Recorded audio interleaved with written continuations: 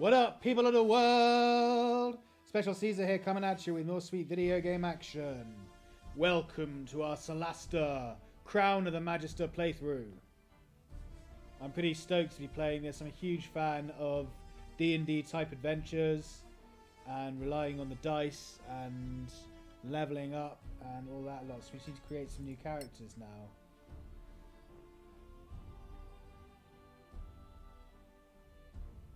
Who are these people? Pre-generated, personal, or... We create a new character.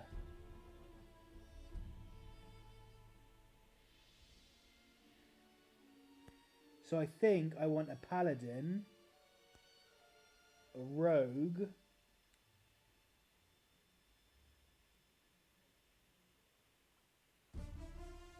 a Life Cleric, and a Wizard. She get a party of 4. So yeah, we're going to create new characters. Tutorial, Ancestry selection. The first step of character creation is to select an Ancestry, which will determine your appearance as well as your gameplay abilities listed on the right. Some Ancestries offer a lineage sub-option to further refine the gameplay abilities of the character. Oh, this could take a while. This is nice and deep. I like it. I like nice and deep character creation, I do. Understood. Hill Dwarf. Hill Dwarfs are naturally skilled miners and craftsmen, gifted with keen senses, deep intuition and remarkable resilience. Blocky and sturdy, they are fierce warriors and keepers of the ancestral culture and traditions. Half-elf. Offspring of the human refugees from Tirmar and the Solastan elves.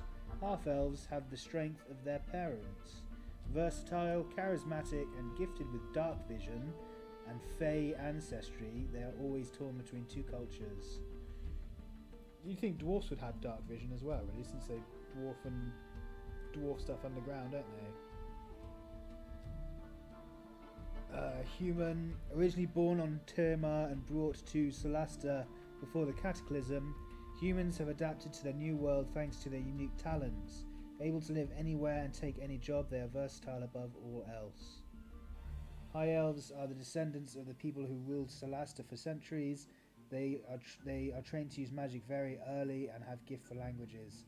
They receive the traditional martial training of their people with swords and bows.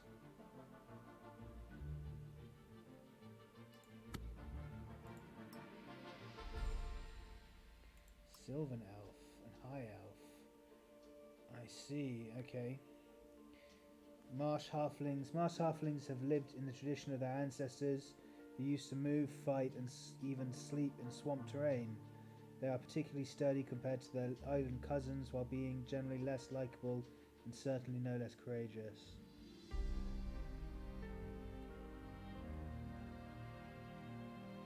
Proficiency bonus. Dexterity and intelligence. Okay.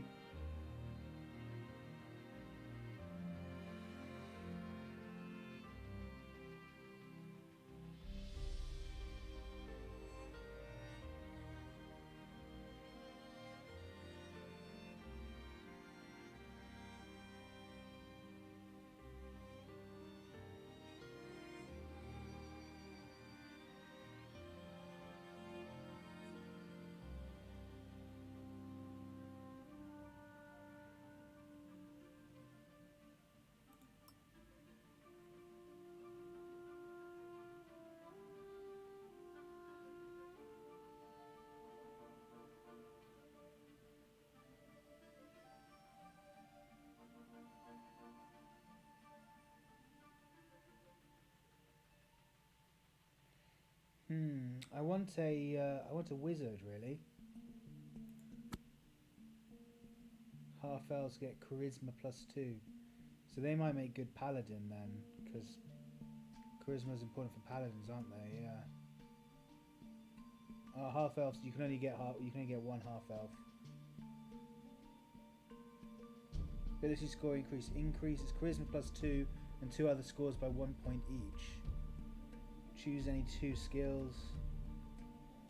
dark vision. See normally in dim light, Fey ancestry languages. Okay, so they could make a good paladin. Wisdom and constitution. Constitution and dexterity.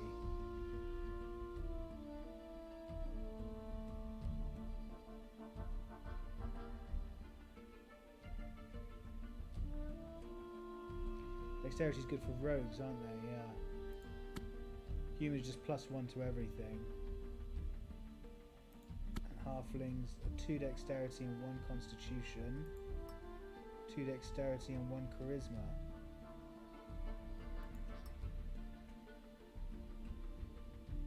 So we definitely want a Marsh Halfling for the rogue with 2 dexterity and 1 constitution.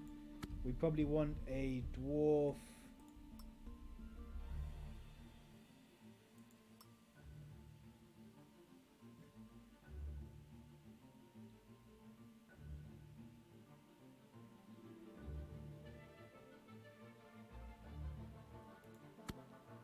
So let's do the rogue first, since we know that it's going to be. Only 5. What are you proficient with?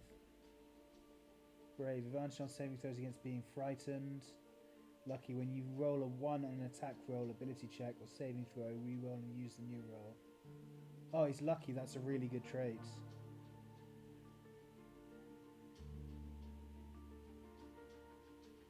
Halfling Nimbleness. You can move through the space of any creature that is of a larger size than you.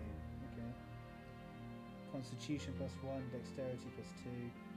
Common Halfling Swamp. Areas with marshes and ponds and the humid atmosphere are considered swamp terrain. Dark Vision. See normally in... yeah, they've got Dark Vision.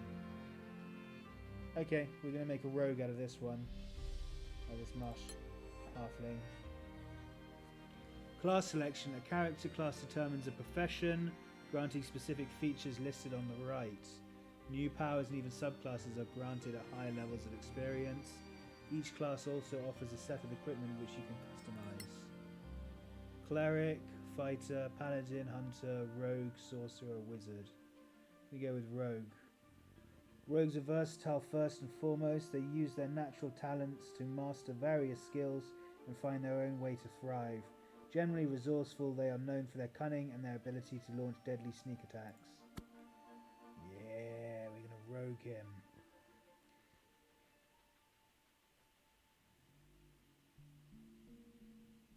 Oh, what? He doesn't get a crossbow. Rogue weapon proficiency, simple weapons. Yeah, crossbow's a simple weapon.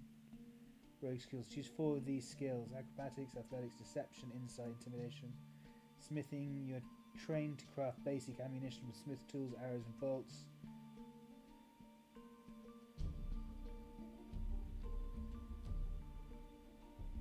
Or ranged weapon once per turn.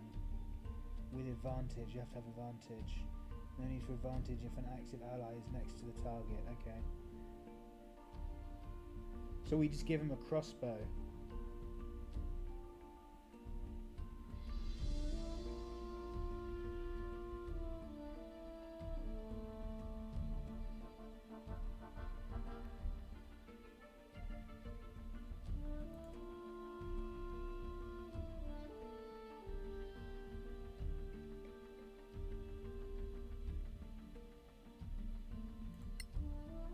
He's got a short bow. Rapier or short swords. Short bow and arrow 20 or shorter burglar's pack or explorer's pack. Burglar's pack contains backpack, torch, ration pouch, antitoxin, crafting basic poison and basic poison. Healing remedy, projectile, small smith toolkit. We'll keep the burglar's pack, leather, dagger ×2 and thieves tools.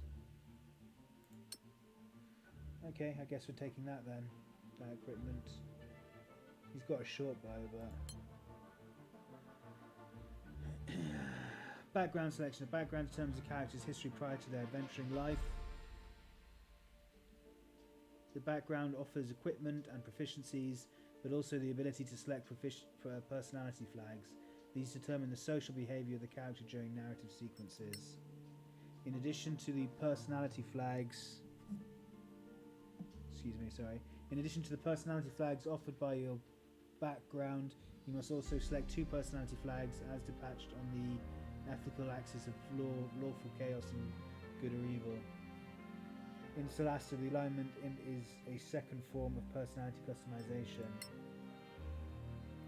You can reinforce a personality trait by selecting the same flag twice. Flags will not affect gameplay choices or dialogue options, but simply modify the way your character speaks, their tone and manners. The resulting personality is summarised at the bottom left of the screen, where the deepest colour represents the strongest personality. Understood. Academic, acolyte, lawkeeper, philosopher, lowlife, sellsword, spy. Well, it would have to be lowlife or spy, right? It's going to be one of the two for a rogue. Born in the streets, you have always been discarded by most commoners and learned to survive with close to nothing. This made you tough and resourceful.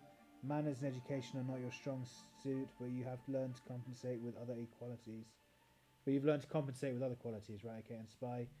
You have spent years working as a low-level diplomatic aide, learning the tricks of spycraft between the Principality, the New Empire, and the Kingdom of Galavan. You have chosen not to take sides and never became an official spy, but you have refined the skills necessary for your emancipation. Now I think we go with low-life background. That seems cool for a rogue.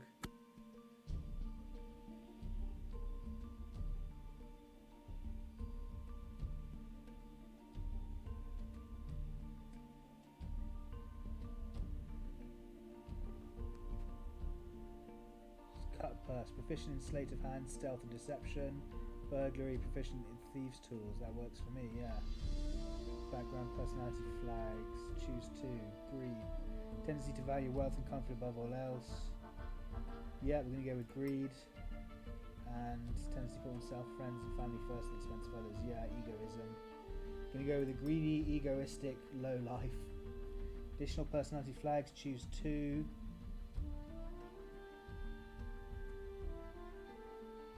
We've already got egoism, and we've already got greed.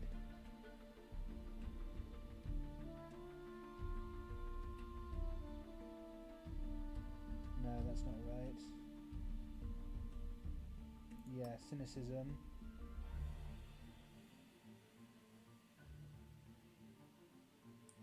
Caution. Yeah, caution as well. Ability scores are the 6 core attributes defining where your character excels. Strength, dexterity, constitution, intelligence, wisdom and charisma, with values from 3 to 20.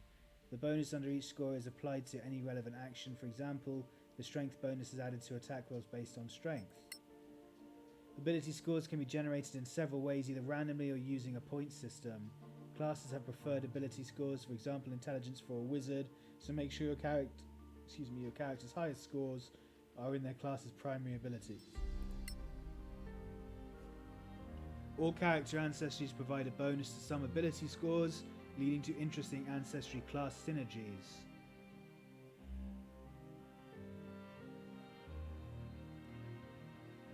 Ability scores can be increased at levels 4, 8 and so on. Fighters increase even more often.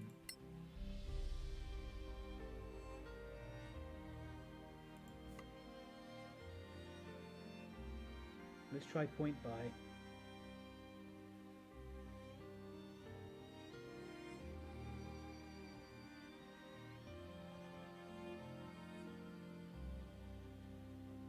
Dexterity we want to max out. 17 is the highest we can get it for some reason. Why can we not get it any higher than 17? Okay, so I guess we'll give him 16 dexterity. And then charisma. 15 is the highest charisma we can get for some reason. So we'll go with 14 charisma.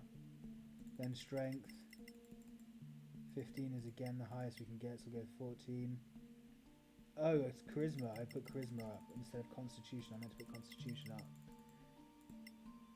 15, 16, yeah. Constitution and dexterity can be 16. Strength can be 15. Nope, 14. Intelligence plus 2. Wisdom plus 2. Yeah, and he can have -1 to his charisma. Actually, no, let's just balance that out a bit. Whoops.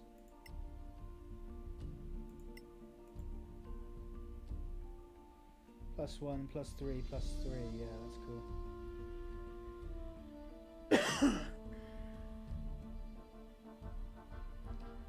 Why is intelligence more important? Okay, it says intelligence is more important, so we'll give the extra 3 to intelligence.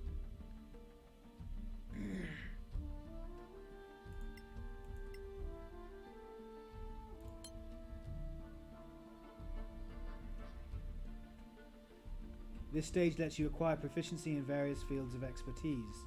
Your class and ancestry determine a set of proficiencies or range of options to choose from. The right side of the screen lets you choose your proficiencies by type and origin, and you must spend all your points before you can proceed. Most attacks and ability checks use the proficiency bonus to determine your efficiency. This bonus starts at +2 and increases at levels 5, 9, etc. It is added to action rolls where the character is proficient, saving throws, ability checks, attack rolls using a proficient weapon, and magical attacks and spell difficulty class. Okay, so it's added to a lot of stuff basically.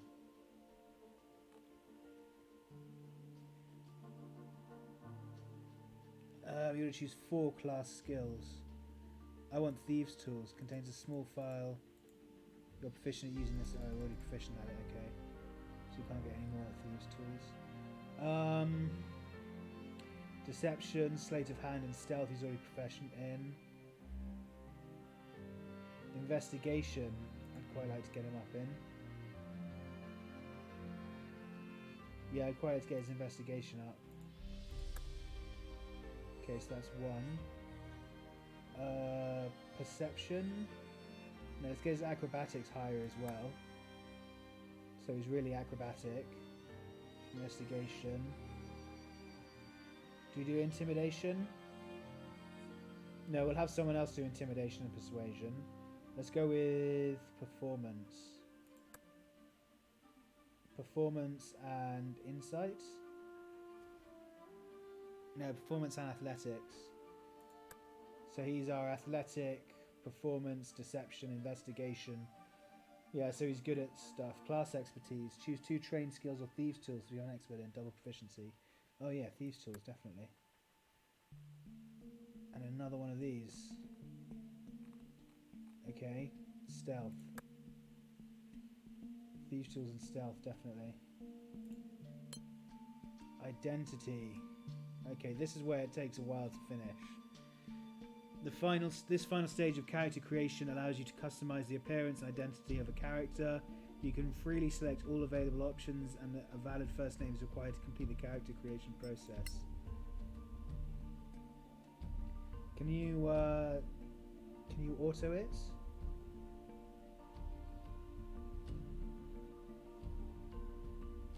Walk it off.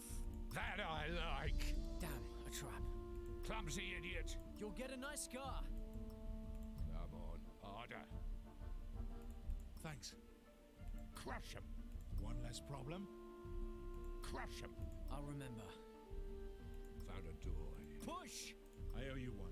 Stop, a trap. You like that? That I like. Yeah, I think I'll go with that voice number 3. Let's see if age affects him at all. Not really. I don't like his beard. His beard's a bit blocky. Let's see if we can change his beard. Oh, that looks a bit better. Oh, that looks quite cool. That looks quite cool and roguish. See if we can get something similar. So that's beard shape 9. No, beard shape 9 works the best. Yeah, that works really well. And he's going to be called Mr. Sneak. Mr. Sneak. So that's Mr. Sneak done. Right, we're going to get Dwarf Paladin now. Do you want Constitution and Dexterity or Constitution and Wisdom? What else does this guy get? Saving throw against poison, Dwarf and combat training, fishing with battle axe, hand axe, and warhammer. Unaffected by heavy armor penalties. I think that's pretty good.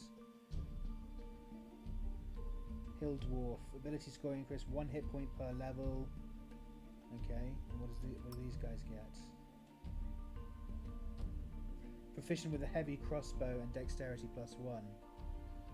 So they'd make quite a good rogue probably. If you give them a rogue a heavy crossbow, they'll be doing tons of damage. But no, we're going to go with the hill dwarf definitely because they get +1 health. We're going to go with the hill dwarf. We're going to go with the paladin. Paladins are elite warriors who have sworn unbreakable holy vows to fight evil.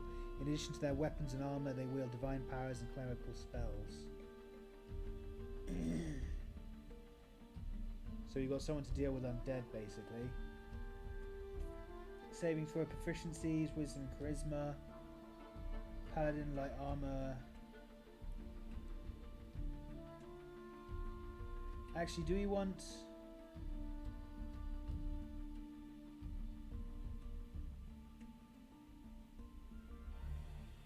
Yeah, actually, yeah, we want a paladin with constitution and heavy armor. We need a tank, basically. Yeah, that's fine.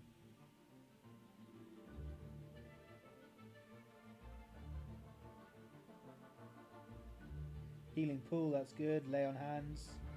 Yeah. Neutralize poison. Yeah. Cure disease. Yeah. Longsword, javelin, shield, holy symbol, priest pack, chainmail. AC set to 16. No dex bonus, minimum strength 13. Stealth disadvantage, but does he ignore that because he's got... Because he's a dwarf, doesn't he? He ignores that, I think. Selected deity. Clerics and paladins have to choose one of Solasta's deities when created.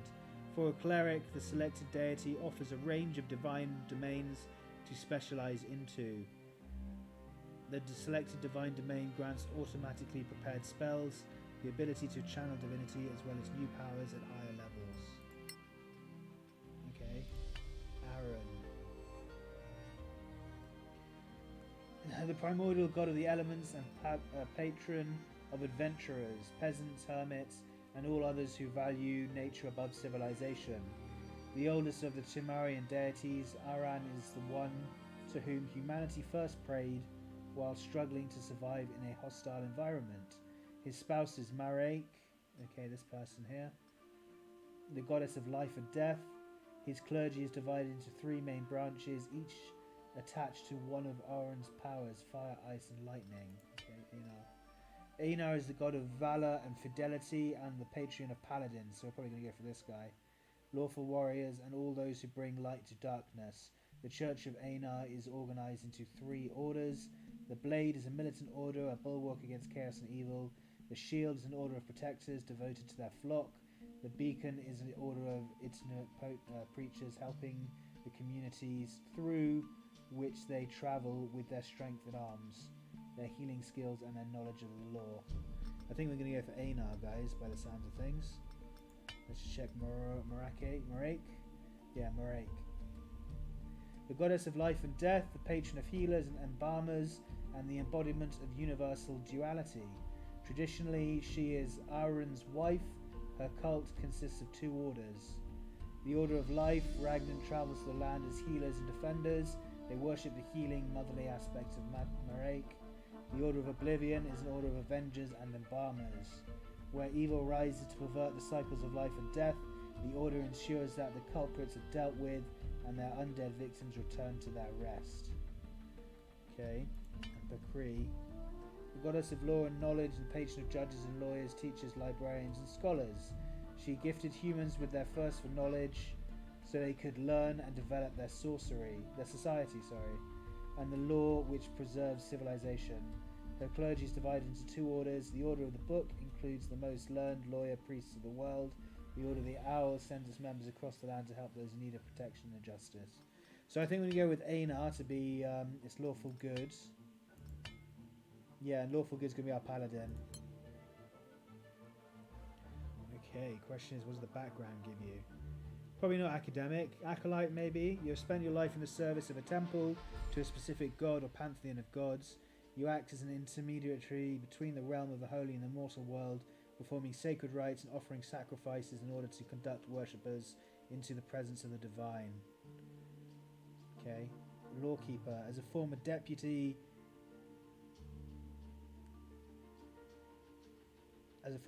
you have an instinct for spotting trouble in the force of personality to nip them in the bud. After a while, keeping the peace in the principality of Mazgrath, though dealing with petty criminals every day just wasn't enough. You took what you had learned and embarked on a life of travel and discovery. Let's go with Lawkeeper for a Paladin, that sounds good. 10 D1 gold pieces, oh that's cool. Background, personality flags, authority, a tendency to enforce rules and beliefs with authority and leadership, yeah, 'cause he's a Lawkeeper. And lawfulness, a tendency to follow the rules, laws and order rather than chaos, yeah, 'cause he's a Lawkeeper. Good, he's going to go with 2 of these. Altruism and kindness.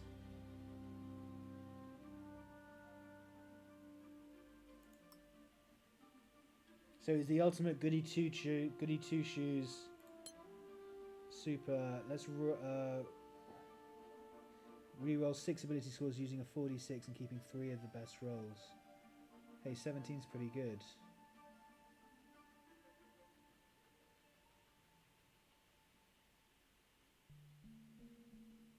Your available scores. Let's re-roll them.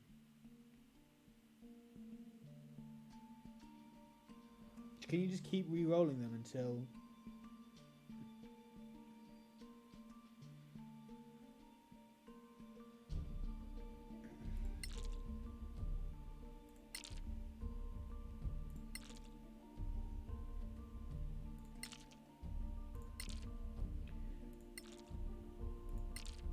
So you can just keep re-rolling as often as you want then.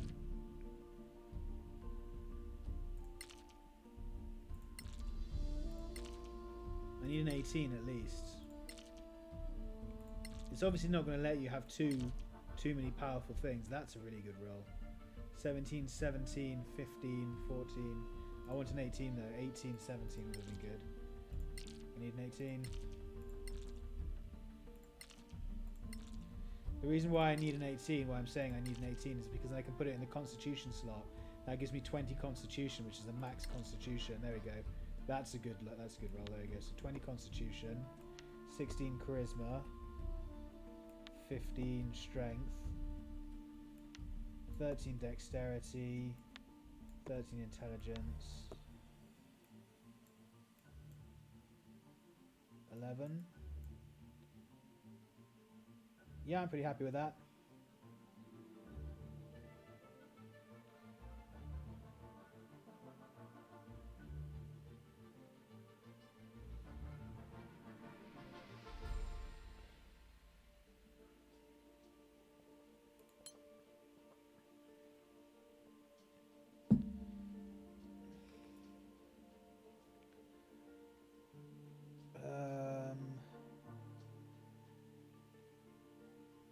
Ooh, medicine we can get, that's good. Medicine and persuasion. His intimidation is quite good. We've got this deception and performance, yeah, we can go with persuasion. Then languages. Orcish would be useful, I reckon. Yeah. Learn the language of an enemy. Or orcs can be incredibly dangerous, so it might be useful to speak their language at some point.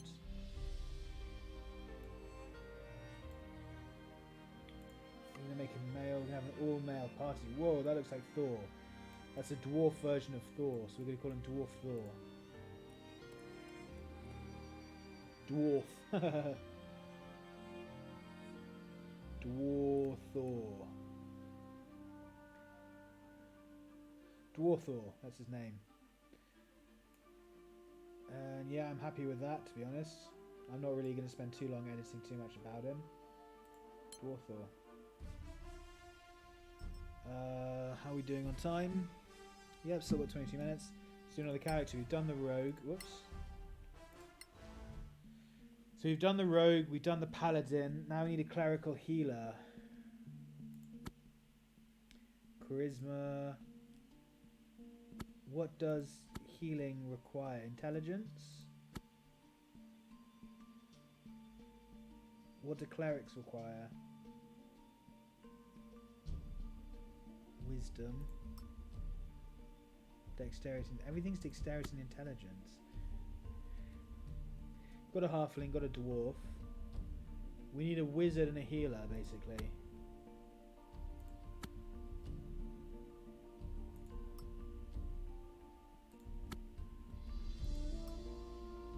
Everything's +2 dexterity, +2 dexterity, +2 dexterity, +2 charisma, +2 constitution, +1 dexterity, +1 wisdom.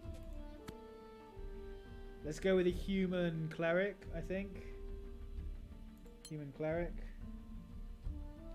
What do clerics require?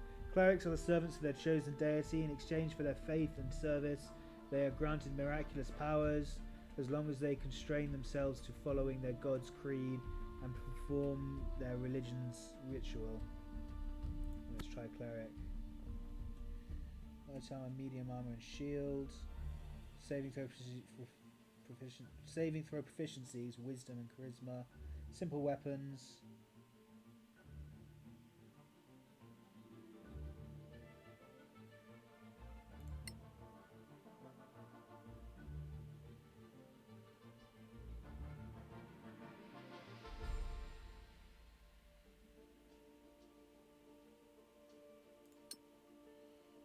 Okay, so let's go with that.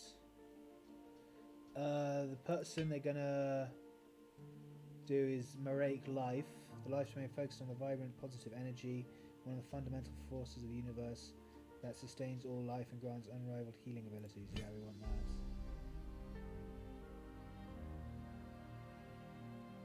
Domain features, life domain spells in your list and always prepared. Level 1 Bless Cure Wounds, level 3 Lesser Restoration, Spiritual Weapon. Spiritual Weapon's really good, I believe. Level 5 Revivify, Mass Healing Word. Death Ward, Guardians of Faith. Mass Cure Wounds and Raise Dead. Bonus proficiency, proficient with heavy armor. Nice. When casting a healing spell, the target regains additional HP equal to 2 times spell level. Yeah, we definitely want that. That's really good. And we had a Lawkeeper. We're going to go with an Acolyte, obviously. They can't be violence or...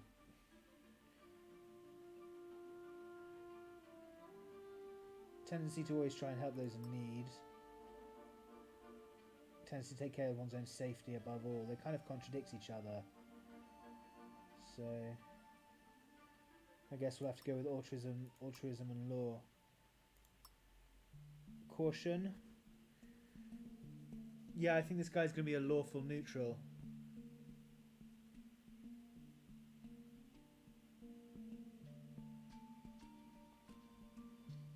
Pragmatism. Practicality over principles. He's got caution, lawfulness, pragmatism, and kindness. No.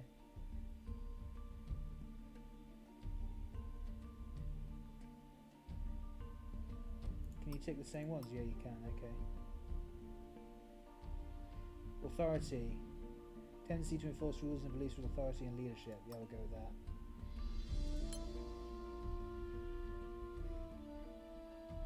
As a cleric, your most important ability scores are wisdom, strength, and constitution.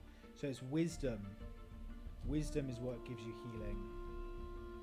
So we need... None of them have +2 wisdom, do they? None of the ancestries have +2 wisdom. So we're just gonna re-roll until we get an 18 again.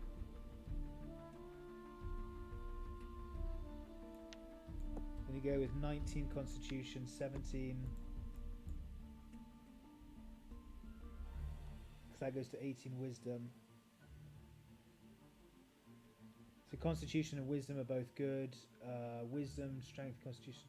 So that can be your strength. Charisma can be 12. Intelligence and dexterity. There we go. Skills. He doesn't really have a choice here. He's going to make 2.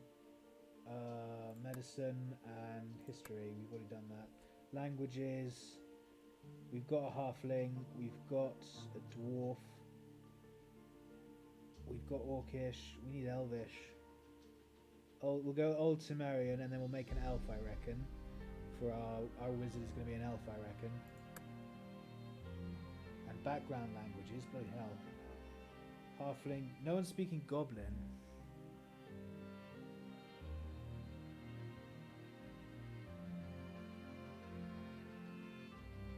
Yeah, let's go with Goblin because we've got no one in the party who can speak Goblin.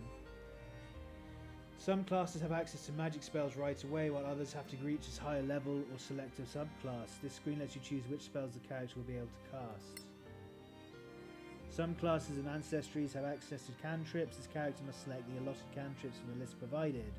Cantrips are simple spells which can be cast infinitely without spending a spell slot as opposed to main spells. Each provides a list of spells tailored to the class flavour. For example, clerics have healing spells while wizards can harness the power of the elements. Some classes can access all the spells from there. While others, like the wizard, must collect them from in their spellbook. And finally, some classes require you to select and prepare their spells through a long rest, while others are free to use their known spells provided they have remaining spell slots. So we need to get 3 cantrips. Okay. Spare the dying. Touch a dying ally to stabilise them. That could be really useful. I'm going to take that.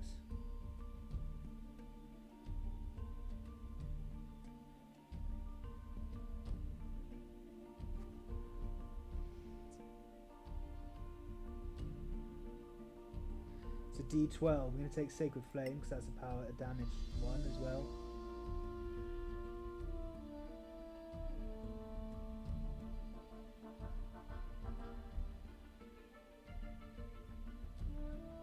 That could be really useful.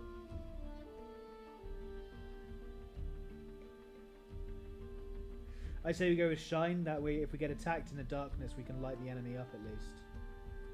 I think that would be a really useful one. So we've gone for the 3 middle ones. What's this guy going to be called?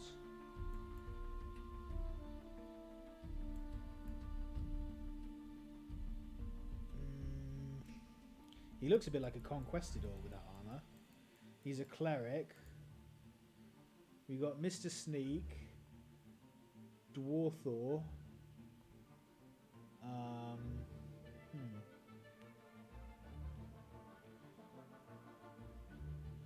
Dr. Dre. Because he's, he looks a bit like Dr. Dre. Kind of, not really. Drop the beard, maybe. Anyway, we're going to go with Dr. Dre because he's a doctor.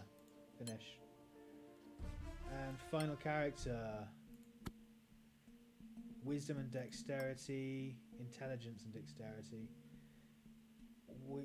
I'm just going to go through. And choose. I just need to see this. Sorcerer have an innate ability to challenge arcane magic, usually through a supernatural origin. Sorcerers are also able to alter fabric of magic using sorcery points. Or a wizard. Wizards spend their lives studying magic, learning more and more powerful and wondrous spells. Despite their weaknesses in physical combat, their magical abilities make them dangerous foes. I say we go with a wizard.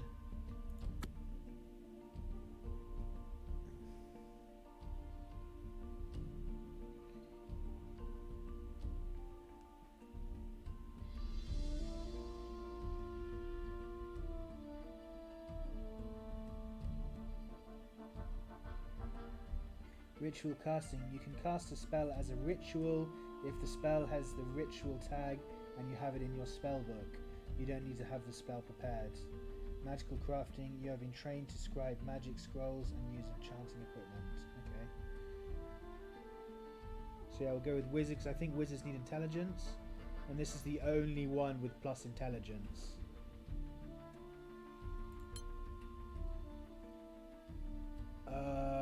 I think we're going to go with aristocrat. Born among the lords of your people, you have received a higher education. Your manners and speech are formal and rigid, and you have difficulties when dealing with low-ranking individuals.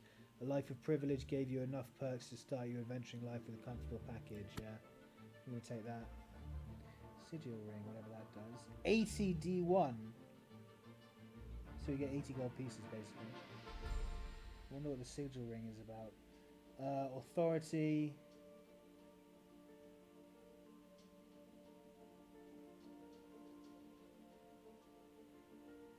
We can go with egoism.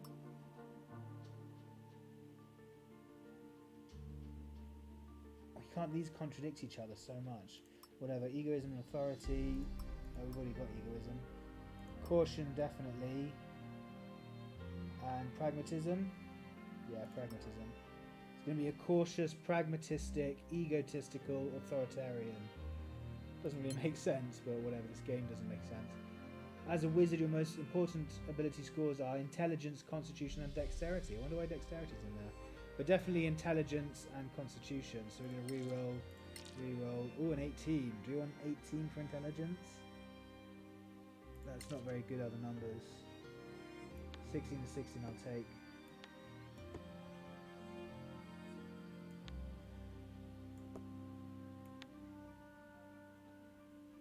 Wisdom, charisma, and your strength can be the 9.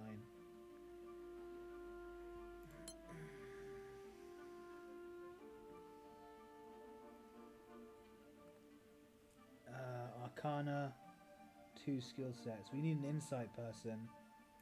Insight and Arcana.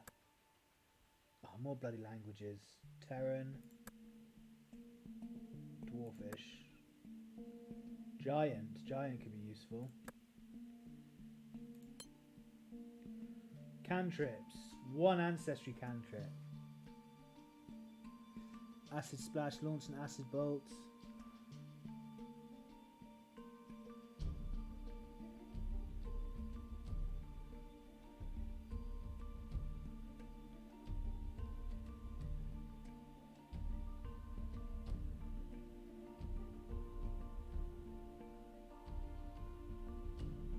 That could be useful. Chill Touch.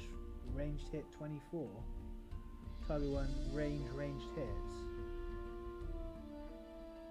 What does it mean by... I thought it was damage. Range is 12. What does it mean range? 12 dice? What does that mean? Ranged hit 24. Dancing Lights. Dazzle. Lower target's AC and prevent reaction until start of its next turn. That's a melee hit, yeah. Launch a Firebolt. An object you can touch emits a powerful light for a limited time. Fire poison spray an enemy you can see within range. Doesn't give me an idea of how much damage any of these things do. Ray of Frost. Launch a freezing ray at your enemy to damage and slow them. Grants 3 temporary hit points for 1 minute. Shadow armor on yourself. Causes psychic damage. Shadow dagger. An enemy that you see becomes luminous for a while. True Strike. Increase your chance to hit a target you can see 1 time. Sparkle, we know. Damage and days of many. I think we can go with Chill Touch. It's got the highest range. It does necrotic damage and it stops them from healing. Okay, class cantrip. Select 3 cantrips to learn. Okay. So we've got Chill Touch. Acid Splash in case we have to deal with any trolls. Ray of Frost so we can slow people down. And melee hit. I want range spells really, basically. Firebolt. Launch a Firebolt. Yeah, Firebolt. Class spells. 6 class spells. Blimey. Okay. Burning Hands. Spray a cone of fire in front of you. Charm person makes an ally of an enemy. I might want that. Spray a luminous cone that briefly blinds your enemies. For the duration of the spell, you understand the literal meaning of any spoken words that you hear. Detect magic nearby or magical creatures. That could be useful. Expedition Retreat. Gain movement points and become able to dash as a bonus action for a limited time. False Life. Gain a few temporary hit points for a limited time. Featherfall. Provide a safe landing when you or an ally falls. Fog Cloud. Generate a sphere of thick fog for a limited time. Creatures inside it cannot attack those on the outside.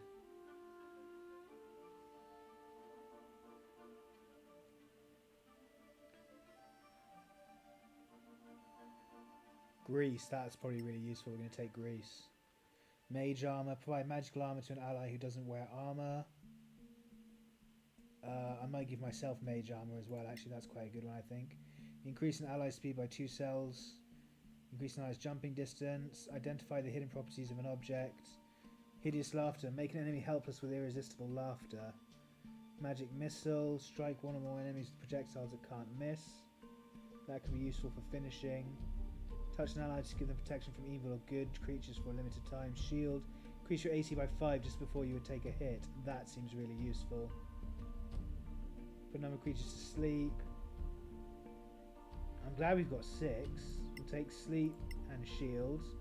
Magic missile for finishing someone off.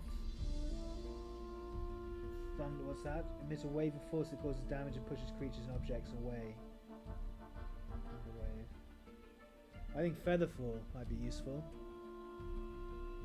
Yeah, so you've got a decent amount of damage spells, you've got a decent amount of protection spells, and a decent number of just sheer utility spells. Take Featherfall, it's a utility spell. Yeah, let's take Featherfall.